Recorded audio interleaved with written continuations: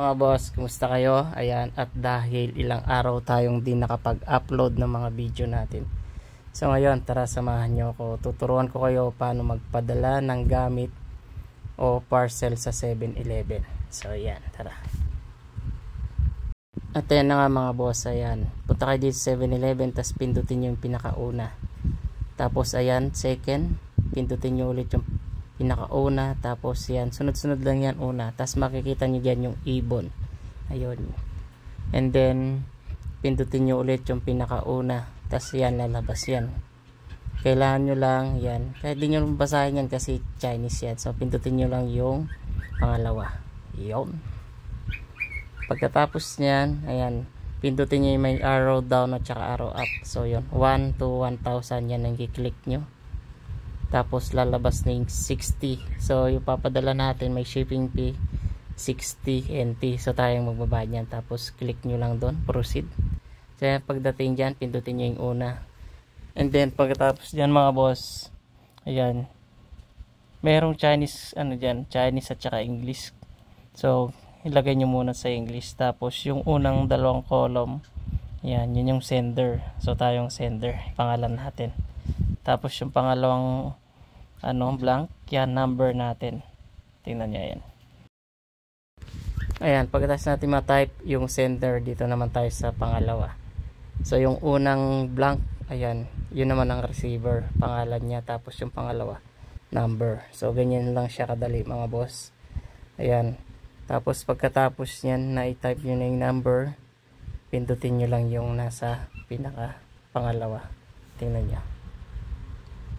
So yan, natapos na natin, pindutin nyo lang yun para proceed.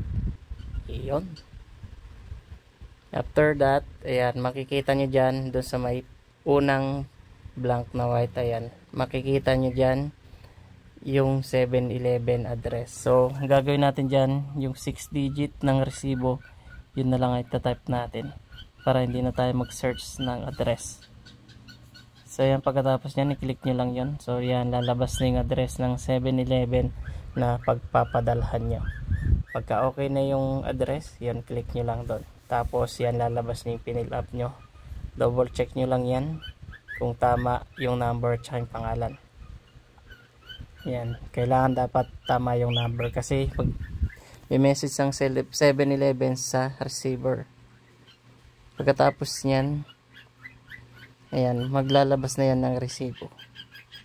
Tingnan nyo siya, ayan, napakadali. Ayun na, lumabas na. Tapos yan, ipapunch na natin sa may cashier. Pagkatapos yan, sa cashier na tayo, sabihin nyo lang dyan yung kaya ng plastic. Yung plastic nila is 6 NT lang. Tapos iba-barcode na yan, tapos yun, sila nang bahala magsisend ng parcel natin sa 7-Eleven. Yung plastic na yan, 6 NT. Tapos yung shipping fee, yung 60, bali 66 NT yung shipping fee lahat.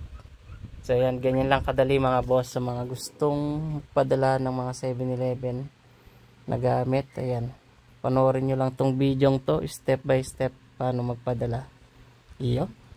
Sana yung mga nakapanood nito, yung mga hindi pa marunong magpadala, ayan, paki-share at like itong video natin para maraming makapanood. So yan mga boss, at hanggang dito lang ang ating video. Thank you so much for watching. Ingat kayo. Bye bye. Iyon.